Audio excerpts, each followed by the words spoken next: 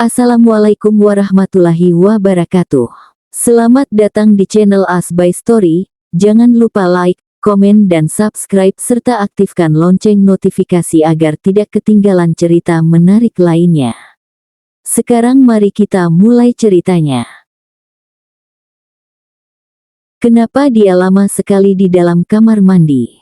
Gumam Zain. Ia sangat penasaran mengapa Intan menangis. Pagi-pagi udah drama aja, sih. Kayak orang abis diperkosa, pakai nangis segala, ucap Zain. Sebenarnya ia merasa bersalah karena tak tega mendengar tangisan Intan. Namun Zain malah mengatakan hal seperti itu untuk menutupi rasa bersalahnya. Zain yang sudah mengenakan pakaian itu pun duduk di meja makan dan menikmati sarapannya sendirian.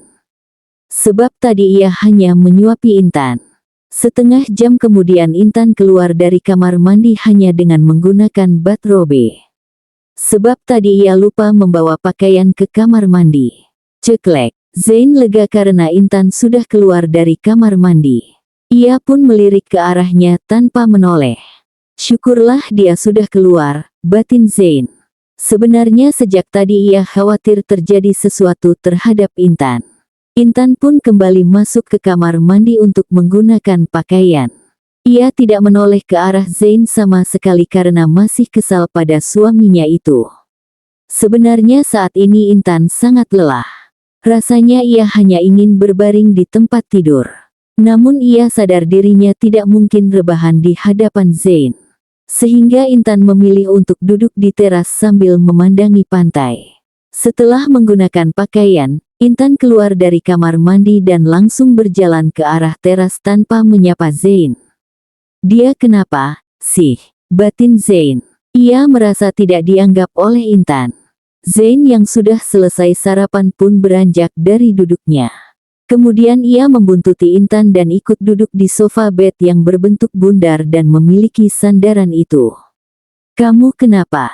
Tanya Zain tanpa menoleh. Ia pura-pura menatap ombak. Bukan urusan Prof, sahut Intan. Ia terlihat kesal. Bagaimana mungkin bukan urusan saya? Saya kan suami kamu. Jadi saya berhak tahu apa yang terjadi pada diri kamu, ucap Zain, sedikit kesal. Intan menoleh ke arah Zain. Suami macam apa? Suami yang suka mengeksploitasi istrinya. Skak Intan. Zain tercekat. Kamu ini kenapa, sih? Bersikap seolah-olah menjadi korban. Padahal semalam kamu juga kan menikmatinya. Apa perlu saya buktikan bahwa kamu suka apa yang saya lakukan? Tanya Zain sambil menatap tajam Intan. Ia kesal karena Intan mencibirnya seperti itu. Intan memilih diam. Ia sedang tidak ada tenaga untuk berdebat. Saya lelah, mau istirahat, ucap Intan. Kemudian ia menyandarkan punggungnya dan menggunakan kacamata. Lalu memejamkan matanya. Zain mengepalkan tangannya. Ia paling tidak suka jika Intan sudah kurang ajar seperti itu. Ia hanya ingin Intan patuh padanya. Sial, kenapa dia makin berani padaku? Batin Zain. Ditinggal tidur seperti itu, Zain pun mati gaya. Momen bulan madu yang seharusnya romantis pun hanya ada keheningan. Akhirnya Zain memilih tidur di samping Intan. Sebab sebenarnya ia pun masih lemas sisa semalam. Waktu berlalu, hari semakin terik dan kondisi di teras cukup panas. Zain terbangun karena kegerahan. Panas sekali, gumamnya. Kemudian ia pun memilih turun dan hendak pindah ke dalam. Namun, ketika Zain ingin melangkahkan kakinya masuk ke dalam kamar, ia menoleh ke arah Intan. Zain pun tak tega meninggalkan Intan sendirian dalam kondisi kepanasan. Akhirnya ia memutuskan untuk menggendong Intan dan memindahkannya ke tempat tidur. Merepotkan saja, gumam Zain sambil mengangkat Intan.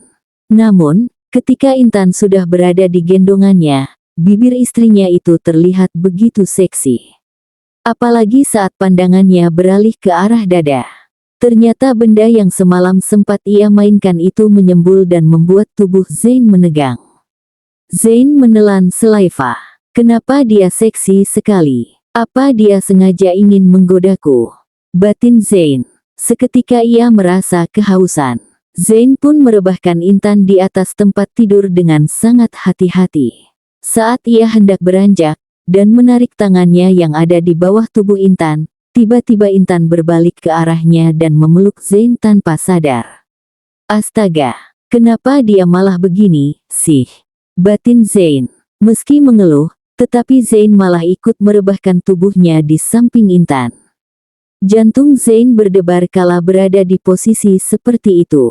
Sebab kejadian semalam membuatnya selalu menginginkan tubuh Intan. Sepertinya kamu memang sengaja ingin menggodaku, gumam Zain dalam hati. Napas Zain mulai tersenggal. Apalagi ketika Intan menelusupkan wajahnya ke leher Zain. Sontak saja celana Zain pun terasa semakin menyempit. Kamu benar-benar, gumam Zain, kesal. Akhirnya ia yang tak tahan itu langsung mencumbu Intan dan melancarkan aksinya kembali. Saat Zain sedang berusaha melepaskan pakaian Intan, tiba-tiba istrinya itu terbangun. Ia sangat terkejut melihat Zain sudah berada di atas tubuhnya. Prof, mau apa? Tanya Intan, panik. Kamu sudah menggoda saya. Jadi sekarang kamu harus bertanggung jawab, ucap Zain. Kemudian ia menarik pakaian Intan hingga terlepas dan langsung menyergapnya. Siang itu pun mereka kembali bergulat dengan peluh yang bercucuran karena kondisi di luar cukup panas.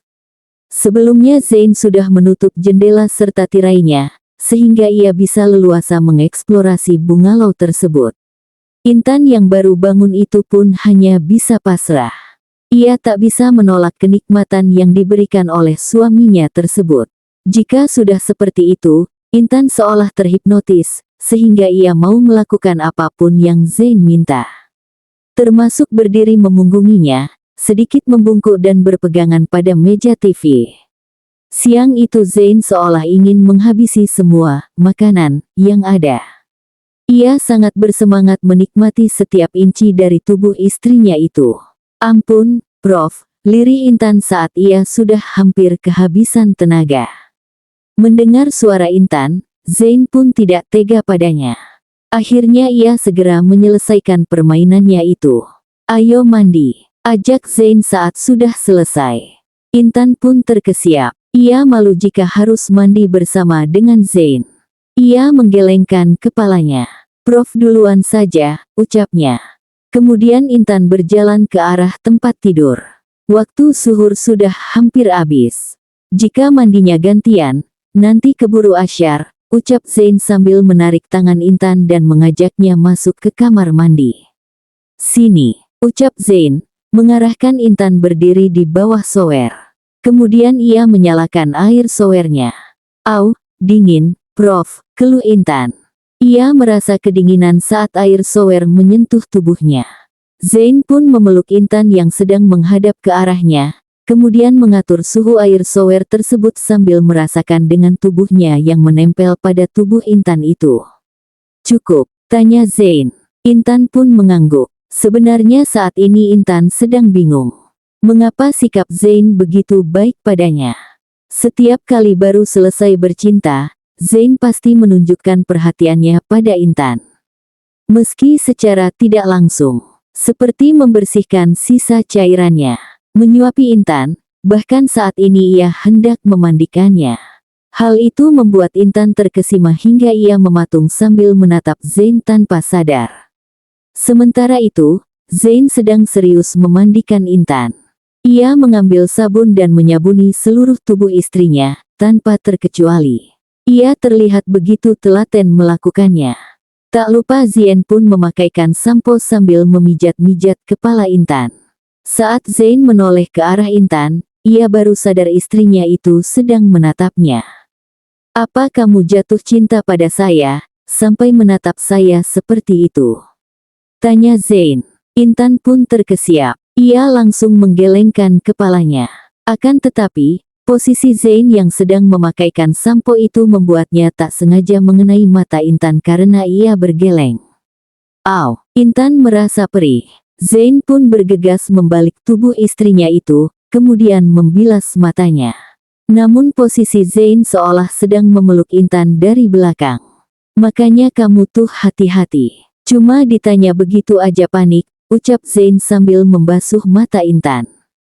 Jantung Intan berdebar kala dipeluk seperti itu. Ia dapat merasakan otot-otot di perut suaminya. Apalagi senjata Zain yang mulai melemas itu menyentuh bumper belakang Intan. Membuat pikiran Intan berkelana. Sudah cukup, tanya Zain. Intan menganggukkan kepala. Terima kasih, Prof, sahut Intan. Ya sudah, sekalian bilas, ucap Zain. Ia pun mengatur shower agar air yang keluar banyak dan menyebar. Kemudian membilas tubuh mereka berdua secara bersamaan. Sebab tadi Zain pun sudah memakai sabun dan sampo untuk dirinya sendiri. Setelah itu, ia mengambilkan handuk untuk Intan dan menggosok kepala istrinya. Sana wudu, ucap Zain setelah memakaikan Intan handuk dan bathrobe. Intan pun menurut. Ia berharap sikap Zain memang benar-benar berubah. Apalagi setelah pergulatannya beberapa saat yang lalu. Zain begitu menikmati tubuh Intan dan membuat wanita itu merasa dibutuhkan oleh Zain. Selesai wudhu, Intan pun meninggalkan kamar mandi dan bersiap untuk salat zuhur. Sementara itu, Zain mengambil wudhu, lalu menyusul Intan. Mau salat berjamaah? Tanya Zain. Intan mengangguk. Akhirnya mereka pun melakukan salat berjamaah. Selesai salat, Intan bingung hendak mengecup punggung tangan Zain atau tidak. Tapi kan dia suami aku. Ya udahlah, meski belum cinta, gak ada salahnya, kan, batin Intan. Akhirnya ia pun mendekat ke arah suaminya, lalu mengulurkan tangannya. Zain menoleh saat tangan Intan terulur. Ia yang paham pun menjabat tangan istrinya itu, lalu dikecup dengan hikmat oleh Intan. Hati Intan terasa begitu tentram dalam momen seperti ini. Dalam hatinya pun ia berdoa. Berharap agar hati Zain dilembutkan dan bisa menjadi suami sesungguhnya yang memang mencintainya. Namun, belum sempat Intan mengendalikan perasaannya, tiba-tiba Zain mengusap kepala Intan. Hal itu pun membuat Intan menjadi terbawa suasana. Semoga kamu bisa menjadi istri solehah dan tidak suka melawan suami lagi, ucap Zain. Dek, momen mesra itu pun seketika hancur. Melawan suami, emang kapan aku ngelawan dia? Batin Intan sambil mengerutkan keningnya. Ia pun langsung melepas tangannya. Kemudian menjauhi Zain. Sebenarnya maksud Zain bukan seperti itu. Ia hanya ingin Intan selalu ramah padanya dan tidak pernah menolaknya ketika ia sedang ingin. Nah kan, baru juga didoakan. Sekarang sudah cemberut seperti itu. Memang susah melembutkan hati seseorang, gumam Zain.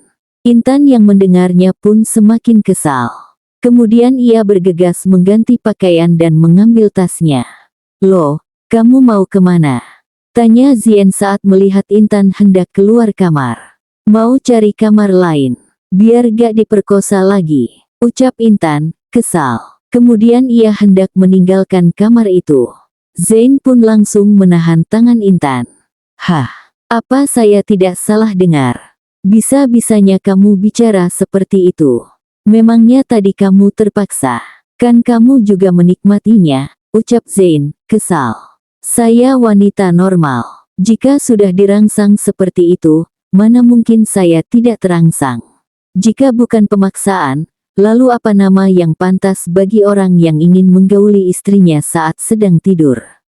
Tanya Intan, tidak kalah kesal. Setiap kali Intan melawan, Zain selalu emosi padanya. Padahal baru saja ia mendoakan agar Intan patuh. Kamu harus ingat, semua yang ada di tubuh kamu adalah milik saya. Jadi kapanpun dan dalam kondisi apapun saya menginginkannya, saya berhak untuk mengambilnya. Kamu camkan itu, ucap Zain sambil mengeram. Intan tidak bisa menjawab ucapan Zain yang satu itu. Satu lagi, apabila saya tidak mengizinkan kamu keluar, maka sebaiknya kamu menurut jika tidak ingin dilaknat oleh Allah, bisik Zain. Kemudian ia melepas tangan Intan dan berjalan ke arah sofa, lalu duduk di sana. Suami sialan, batin Intan sambil mengepalkan tangannya. Bagaimanapun ia masih takut dosa. Akhirnya Intan menaruh tasnya kembali dengan sedikit melempar untuk melampiaskan kekesalannya. Setelah itu Intan kembali menuju ke sofa yang ada di teras kamar itu. Apa? Gak boleh juga ke teras? Tanya Intan, ketus. Zain hanya mengangkat kedua bahunya, kemudian memalingkan wajah. Apa aku terlalu memanjakannya sampai dia berani seperti itu? Batin Zain. Ia masih belum paham bagaimana cara memperlakukan istri dengan baik agar istrinya itu patuh. Padahal apa yang ia lakukan justru membuat Intan semakin ingin melawan. Intan pun duduk sambil bermain ponsel. Kali ini aku gak boleh tidur. Bisa-bisa nanti diperkosa lagi sama suami akhlakles itu, gumam Intan sambil memicingkan matanya ke arah Zain. Jika sedang kesal seperti itu Intan seolah lupa akan kenikmatan yang ia rasakan ketika sedang bercinta. Padahal, tadi Intan sampai lupa diri dan benar-benar menikmati permainan suaminya itu. Bulan madu gini amat, sih. Masa kayak orang marah-marahan begini? Batin Zain. Ia tidak nyaman dalam kondisi seperti itu. Zain pun pura-pura sibuk memainkan ponselnya. Akan tetapi ia terus melirik ke arah Intan. Apa aku ajak jalan aja, ya? Gumam Zain, seolah tak berdosa. Sore hari, akhirnya Zain memutuskan untuk mengajak Intan jalan-jalan. Namun seperti biasa, ia mengajak Intan seolah tak mengajaknya. Zain keluar dari kamar dan bicara pada Intan yang masih duduk di sofa luar. Kamu mau ikut? Tanyanya. Intan menoleh ke arah Zain. Enggak, Prof. Makasih, sahutnya. Tapi saya mau kamu ikut, ucap Zain lagi. Padahal apa susahnya mengajak secara baik-baik. Ia malah bertanya Intan ingin ikut atau tidak seperti ketika ia mau mengantarnya pulang. Prof ini sebenarnya mau ngajak saya pergi atau mau menawarkan saya untuk ikut? Tanya Intan. Apa bedanya? Zain balik bertanya. Ya jelas beda. Kalau ngajak itu berarti Prof memang pingin ngajak saya jalan-jalan. Sementara kalau menawarkan untuk ikut, itu artinya Prof pingin jalan-jalan sendiri, saya ikut atau tidak pun gak masalah, jawab Intan. Haduh, kamu ini ribet banget. Udah ikut aja, ucap Zain. Kemudian ia menarik tangan Intan. Tapi, Prof, keluh Intan. Udah, gak usah tapi-tapian. Sahut Zain, gemas. Itu pintu kamarnya gak ditutup. Tanya Intan lagi. Zain pun menoleh ke arah pintu dan ternyata ia lupa menutup pintu kamar mereka. Cek, kamu kenapa gak bilang dari tadi, sih? Makanya gak usah kebanyakan protes. Bikin orang lupa aja. Zain malah menyalahkan Intan. Kemudian ia melepaskan tangan Intan dan berjalan ke arah pintu. Intan pun langsung melakukan gerakan menendang angin karena terlalu kesal pada suaminya itu. Bisa-bisanya dia malah nyalahin aku. Udah bagus aku kasih tahu, batin Intan. Tak lama kemudian Zain pun sudah kembali dan menggandeng tangan Intan lagi. Intan langsung mengerutkan keningnya. Apa harus seperti ini? Tanyanya. Apa? Zain balik bertanya. Intan pun mengangkat tangan mereka yang saling bertautan. Ya harus. Kalau tidak dipegangi, nanti kamu kabur, sahut Zain, kemudian ia kembali menghadap ke depan. Emangnya aku apaan pakai kabur segala? Gumam Intan, pelan. Kamu itu istri yang suka membantah, sahut Zain. Ternyata ia mendengar gumaman Intan. Intan pun langsung menutup mulutnya. Perasaan aku ngomong udah pelan. Ternyata pendengaran dia baik juga, batinnya. Zain mengajak Intan berjalan di tepi pantai, menikmati semilir angin yang mengembus dan ombak yang membasahi kaki mereka. Kamu suka ke pantai? Tanya Zain. Biasa aja, sahut Intan, singkat. Zain menoleh ke arah Intan. Kamu kenapa, sih? Dari tadi jutek terus ngomongnya. Padahal saya berusaha untuk bersikap baik sama kamu, tanya Zain, heran. Ia tidak sadar akan kesalahannya. Intan tidak menyangka bahwa pria itu bersikap seolah tak berdosa. Enggak, kok. Mungkin itu perasaan Prof aja, jawab Intan sambil menahan kesal. Ekspresi kekesalan pun tak dapat ia tutupi dari wajahnya. "Oh ya, tapi kok mukanya kayak kesel gitu?" tanya Zain. Intan langsung menggelengkan kepala dan memalingkan wajahnya. "Terserah Anda mau bilang apa," ucapnya sambil menahan hidung yang kembang kempis karena kesal. "Oke, kalau begitu saya mau minta sesuatu," ucap Zain. "Kalau saya gak mau, gimana?" tanya Intan. "Harus mau," sahut Zain. "Kenapa sih Prof seneng banget maksa?" tanya Intan lagi sambil mengerungkan wajahnya. "Karena saya suami kamu, jadi kamu harus patuh sama saya," sahut Zain sambil mencubit hidung Intan. "Tapi saya juga kan istri, bukan asisten yang bisa disuruh-suruh seenaknya," balas Intan. "Saya kan gak bilang mau nyuruh kamu. Saya cuma mau minta sesuatu." Zain menatap Intan. Ia pun kesal karena Intan selalu membantahnya. "Apa?" tanyanya, ketus. "Kita harus bersikap mesra di hadapan orang tua kita," ucap Zain, serius. Intan langsung tersenyum sambil geleng-geleng kepala. "Apa bedanya sama nyuruh?" "Ya beda, dong. Kalau ini saya minta, bukan nyuruh. Tapi ucapan Prof barusan itu mengharuskan saya. Artinya Prof nyuruh saya." Intan semakin berani melawan Zain. "Kamu tuh kenapa sih seneng banget ngebantah?" tanya Zain, kesal. "Karena Prof sendiri tidak bisa memperlakukan saya dengan baik." Zain yang sedang kesal pada Intan pun langsung menarik tengkuk dan pinggang Intan. Kemudian ia membungkam mulut istrinya itu dengan bibir. Intan panik karena saat itu posisi mereka sedang ada di pantai. Ia pun berusaha mendorong Zain karena tidak ingin dianggap melakukan perbuatan asusila di tempat umum. "Prof," Intan protes. "Mulai saat ini, kita harus bersikap mesra di hadapan orang tua kita agar mereka yakin bahwa hubungan kita baik-baik saja," ucap Zain setelah melepaskan tautan bibir mereka. "Satu lagi, saya tidak akan segan untuk mencium kamu seperti barusan meski di tempat umum jika kamu terus membantah saya." "Paham," ancam Zain. Kemudian ia langsung melepaskan tangannya yang sedang memegangi tubuh Intan. Akhirnya Intan hanya bisa mengeram kesal karena sikap Zain yang arogan itu. Beberapa hari kemudian, mereka sudah kembali ke rumah dan beraktivitas seperti biasa. Saat ini Intan tinggal di rumah Zain, sementara ibunya tinggal di rumahnya dengan ditemani oleh seorang perawat. Awalnya Zain ingin mengajak Fatma untuk ikut pindah ke rumah mereka. Namun Fatma menolaknya. Bagaimanapun ia lebih nyaman tinggal di rumah sendiri.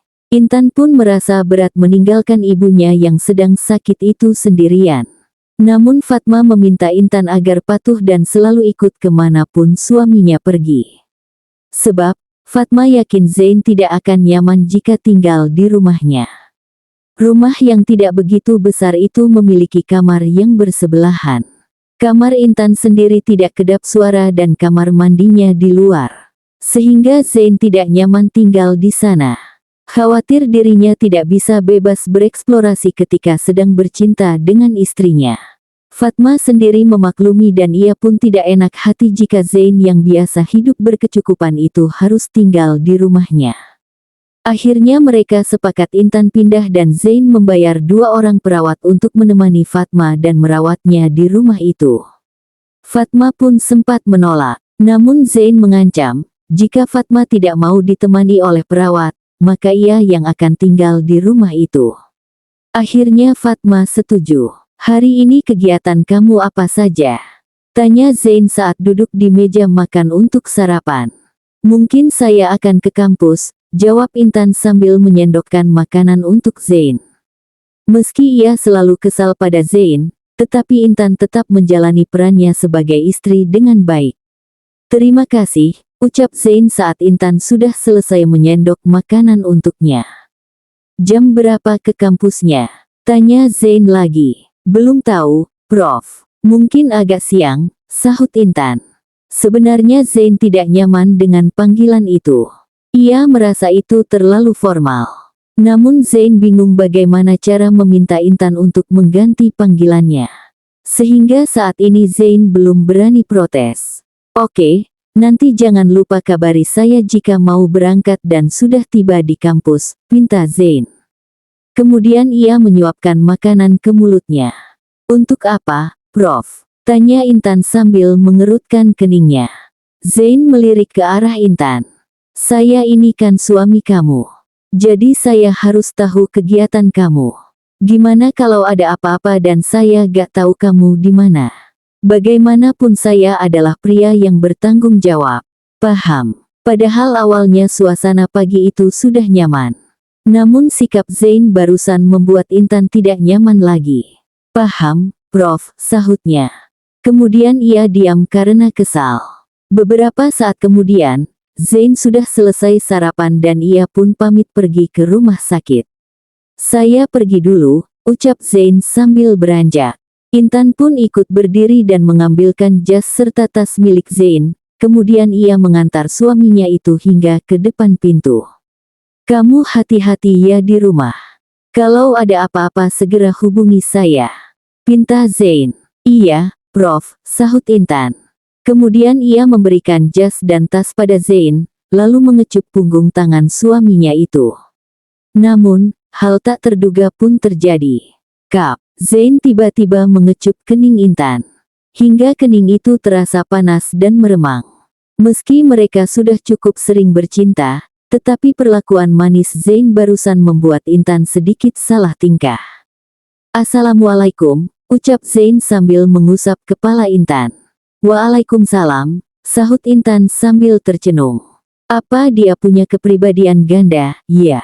Kadang bisa so sweet banget sampai bikin jantung aku berdebar-debar. Tapi kadang berubah jadi super nyebelin, batin Intan dengan wajah merona. Zain sendiri senang karena Intan bersikap selayaknya istri. Ia begitu bersemangat setelah mengecup kening istrinya. Tahu gini mah aku pasti udah nikahin dia dari dulu, gumam Zain dalam hati. Senyumannya tak terkendali. Siang hari, saat mendapat kabar bahwa Intan hendak pulang dari kampus, Zain memintanya untuk datang ke rumah sakit. Ia mengatakan bahwa ada sesuatu yang penting. Intan pun tidak berani membantah. Akhirnya ia pergi ke rumah sakit dan menuju ke ruangan pribadi Zain. Tuk, tuk, tuk. Masuk, sahut Zain dari dalam. Intan merasa seperti dejavu. Ia ingat tempo hari dirinya pernah melakukan hal itu untuk protes atas perjodohan mereka. Ceklek, permisi, Prof, ucapnya. Sini, pinta Zain.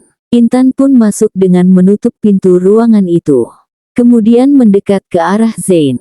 Ada apa, Prof? Tanya Intan lagi sambil berdiri di samping meja Zain. Zain menarik tangan Intan hingga jatuh ke pangkuannya. Saya sedang ingin, bisik Zain. Kemudian ia langsung menyerang istrinya itu. Intan terkesiap saat Zain menariknya ke pangkuan.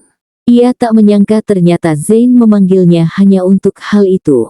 Prof. Intan protes sambil mendorong tubuh Zain saat pria itu melahap bibirnya. Kenapa, sih? Zain kesal karena Intan protes. Ini kan rumah sakit, nanti kalau ada yang masuk gimana? Tanya Intan. Ia khawatir akan ada orang yang masuk ke ruangan itu. Tidak akan ada yang berani masuk ke sini tanpa seizin saya, ucap Zain. Tapi tetap saja, bagaimana jika nanti ada yang mengetuk pintu? Tanya Intan lagi. Akhirnya Zain mendorong Intan agar turun dari pangkuannya. Kemudian ia berjalan menuju pintu dan membukanya. Lalu menggantung tag, "Don't disturb," yang artinya ia tidak ingin diganggu. Bro, Zain menutup pintu itu. Tag, ia pun langsung menguncinya. Beres, kan? Ucapnya sambil berjalan mendekat ke arah Intan. Ia pun membuka jas putih yang dikenakan, lalu melemparnya ke kursi yang tadi ia duduki.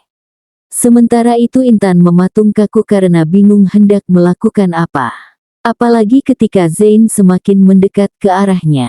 Ia refleks mundur hingga terjebak oleh meja yang ada di belakangnya. Oh, jadi kamu mau main di sini? Tanya Zain sambil tersenyum. Intan menggelengkan kepalanya.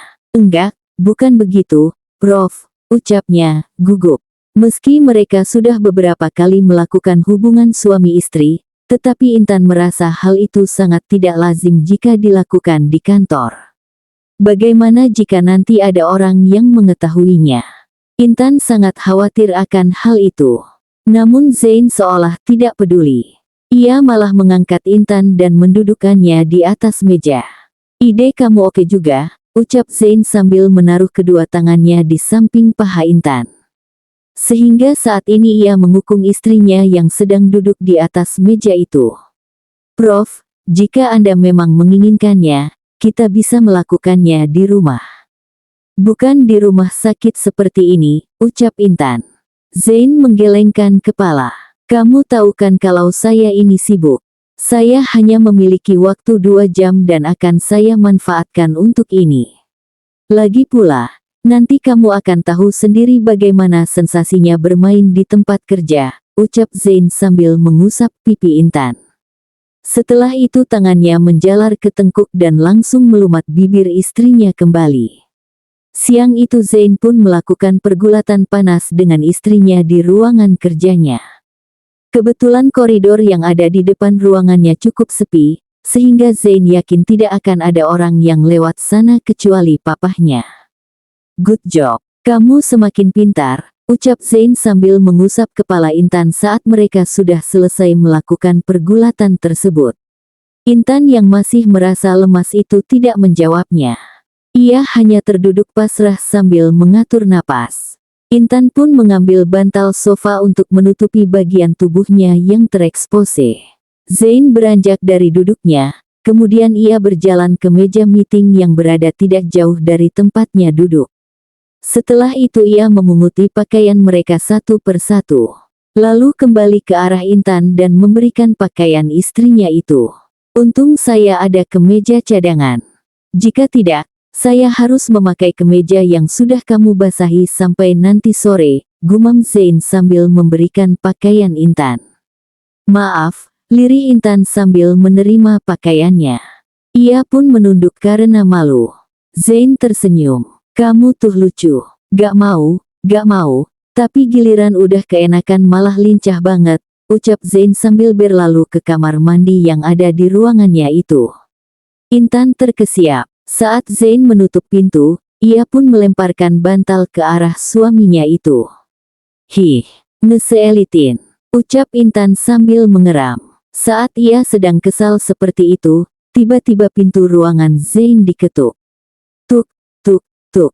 Intan langsung terbelalak. Meski ruangan itu telah dikunci oleh suaminya, tetapi ia panik karena saat ini dirinya masih belum mengenakan pakaian. Akhirnya Intan terpaksa mengenakan pakaian tanpa membersihkan tubuhnya lebih dulu. Beruntung Zain selalu membersihkan sisa permainannya yang ada di tubuh Intan menggunakan tisu ketika mereka selesai bertempur. Katanya gak akan ada yang ganggu. Tapi kenapa sekarang ada yang ngetuk pintu, sih? Gumam Intan dalam hati. Ia yang masih lemas itu sampai gemetar ketika mengenakan pakaian. "Zain, buka pintunya." Ternyata orang yang berani mengetuk pintu Zain adalah Muh. Pantas saja ia tak peduli meski Zain telah menggantung tag "Don't Disturb". "Hah, papa," gumam Intan. Ia pun semakin panik. Intan malu jika mertuanya itu mengetahui bahwa mereka baru saja menodai kantor itu. Intan berjalan ke arah kamar mandi dan mengetuk pintunya. Tuk, tuk, tuk. Mendengar ketukan Intan, Zain menghentikan aliran shower lebih dulu. "Apa? Kamu mau mandi bareng?" tanya Zain. "Bukan, Prof. Ada papah di luar," sahut Intan. "Oh, buka aja pintunya. Kamu bisa kan buka pintu sendiri. Masa saya yang sedang mandi harus membuka pintunya?" sahut Zain. Ia mulai menyebalkan lagi. Padahal maksud Intan bukan seperti itu. Ia hanya khawatir jika dirinya membuka pintu tanpa izin, Zain akan marah. "Baik, Prof." jawab Intan sambil menggeretakkan giginya. Ia pun bergaya seolah ingin menghajar pintu kamar mandi tersebut. "Kalau udah lewat enaknya, mulai kumat lagi deh iblisnya," gumam Intan, kesal. Kemudian ia mengambil bantal dan berjalan ke arah pintu yang diketuk oleh Muh tadi. Bantal itu Intan taruh kembali di sofa. Kemudian ia membuka pintunya. Papa, ucap Intan, gugup. Ia pura-pura terkejut melihat ada mertuanya di sana. Oh, ternyata ada kamu. Pantesan, ucap Muh sambil tersenyum. Sebenarnya tadi ia bingung dan khawatir mengapa Zain memasang tag itu. Namun kini Muh dapat menebaknya. Apalagi ia melihat wajah Intan masih sedikit kusut dan napasnya agak tak beraturan. Intan semakin salah tingkah. Ia malu karena sadar bahwa Muh mengetahui apa yang telah mereka lakukan di ruangan itu. Maaf, Pak. Tapi tadi, Intan tidak sempat menjelaskan ucapannya karena dipotong oleh Muh. Udah gak apa-apa. Papa ngerti, kok. Namanya juga pengantin baru, sahut Muh. Intan menelan selaiva. Wajahnya merona kala Muh mengatakan hal itu. Ada apa, Pak? Tanya Zain santai. Ia bahkan keluar dari kamar mandi hanya dengan mengenakan bathrobe dan sambil menggosok rambutnya yang masih basah itu dengan handuk kecil. Ia sengaja ingin pamer ke papahnya bahwa dirinya sudah berhasil menaklukkan Intan yang sempat menolak dijodohkan itu. Intan pun terbelalak. Dia nih punya malu gak sih? Bisa-bisanya nemuin papah cuma pakai kayak gitu. Batin Intan kesal. Bersambung.